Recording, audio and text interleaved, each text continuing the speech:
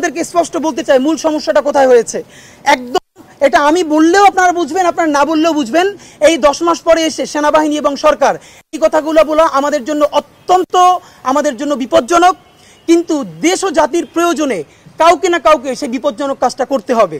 আমরা বাংলাদেশের স্বার্থে, দেশ ও জাতির স্বার্থে সেই বিপজ্জনক কাজটা করলাম।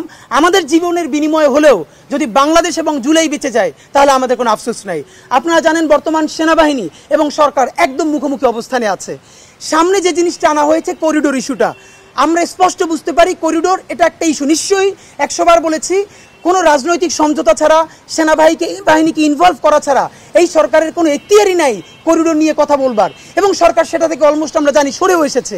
এবং জাতিসংঘ সেও বলেছে যে মিয়ানমারের সমঝোতা ছাড়া এটা হবে না। এরপরও কেন করিডোরটাকে সামনে রেখেই আমাদের সেনাবাহিনী এরকম একটা মুখোমুখি অবস্থানে গেলেন?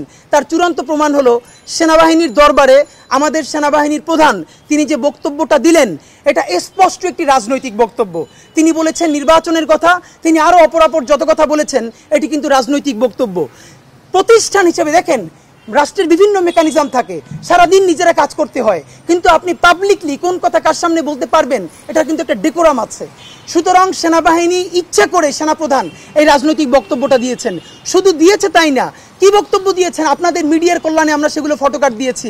আপনারা জানেন সেনাবাহিনীর অভ্যন্তরীণ কোনো প্রোগ্রাম অথবা তাদের দরবার হলে যখন কোনো অ্যাড্রেসিং হয়, সেনাবাহিনীর প্রধান যখন অ্যাড্রেস করেন তার কোনো বক্তব্য কোথাও লিক হওয়ার কোনো সুযোগ নাই। এর মানে সেনাবাহিনী চেয়েছেন এই বক্তব্যগুলো সামনে আসুক, তাই বলে মিডিয়া আপনারা নিউজ করেছেন। এবং আমরা জেনে এটুকুনি স্পষ্ট বুঝতে পারছি বর্তমান সরকার এবং সেনাবাহিনী একটা মুখোমুখি অবস্থানে আছে। ব্রেকফাস্ট, টিফিন কিংবা স্ন্যাক টাইমে মজাদার আয়োজন মানে অল টাইম ব্রেড। বিএনপি এখন পর্যন্ত নির্বাচন নিয়ে যতগুলো কথা বলেছে এর অলমোস্ট সবগুলো লেজিট, বৈধ, কিন্তু তার সমস্যা হলো সে আর্টিকুলেট করতে পারে না যে সেনাবাহিনীর একটা অংশ যে কোনোভাবে ক্ষমতায় যেতে চায় বা ক্ষমতা গ্রহণ করতে চায় বা জরুরি অবস্থা জারি করতে চায়, সুতরাং দ্রুত নির্বাচন না হলে জাতি ক্রাইসিসে পড়বে। এই কথা সে বললে সেনাবাহিনী তার সাথে থাকবে না, এই জন্য সে এটা বলতে পারে না।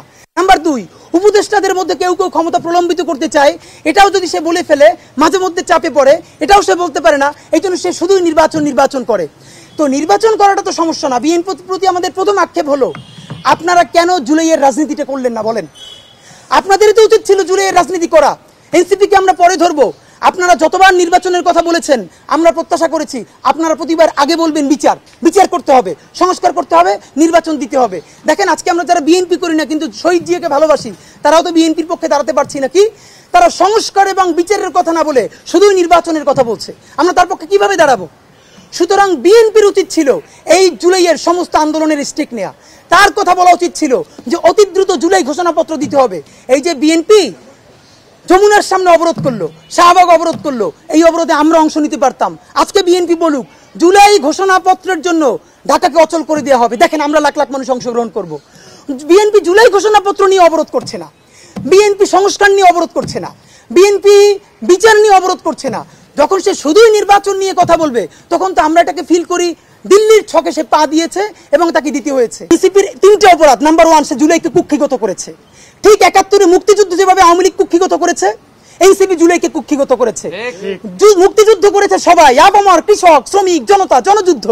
আওয়ামী লীগ এসে বললো আমি যুদ্ধের মালিক, সাথে দিল্লি সংবিধান লিখে দিল দিল্লি, এখানে আর একটা বাকশাল কায়েম করে এটা আওয়ামী লীগের গঠনতন্ত্র তারা বানাই ফেললো।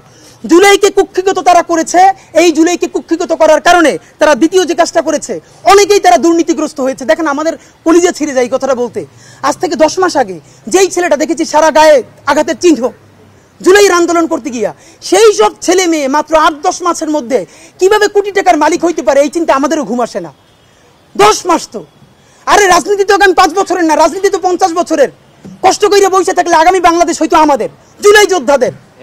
এখন তারা যে দুর্নীতি করলো, তারা তো এই সরকার পড়ে যাওয়ার সাথে সাথে কেউ যাবে দুবাই, যারা ফ্ল্যাট কিনছে, হাউজিং এ প্রজেক্ট করছে, ওইখানে ব্যবসা কিনছে, কেউ যাবে বিদেশ, যারা মাস্টারমাইন্ড হইছে। এই লক্ষ লক্ষ জুলাই জনতা কোথায় যাবে? আমাদেরকে যে তোমরা এই জাহান্নামের মধ্যে ফেলাই দেবা, এর দায় কিন্তু ইতিহাসের কাছে দিতে হবে, আল্লাহর কাছে দিতে হবে। নাম্বার 2, আপনাদেরকে বলতে চাই এই ঐক্য প্রথমত বিনষ্ট করেছে এনসিপি। এই যে জুলাইয়ের বৃহত্তর ঐক্য কত, মানে মনে করে ফেসবুক একটা আছে, আগেও বলছিলাম যে ফেসবুক অ্যাকাউন্ট সব ডক্টর ইউনূসের কাছে জমা থাকবে, মন চাইলে এই পোস্ট দেয়, আধা ঘন্টা পর ডিলিট দেয়, এরপর 3 ঘন্টা পরে হিসাবে দুঃখ প্রকাশ করে। ভাই এটা কি বাচ্চা কাচ্চাদের ওই হান্ডি পাতিল খেলা, যে ঠিক আছে খেলবো না, হারাই ফেরত দাও, একটু পরে এসে আবার ঠিক আছে খেলা শুরু করি? বাবা তুমি যদি ইমোশনাল হও, তোমার যদি কবি সাহিত্যিক আর্টিস্টিক সেন্সটা বেশি থাকে, তুমি যদি অভিমানী বালক হও, তাহলে তুমি নাটক করবা, সিনেমা করবা, থিয়েটার করবা, আর্ট কালচার করবা। তোমার উপদেষ্টা হওয়ার মতো সিরিয়াস দায়িত্ব কে নিতে বলছে?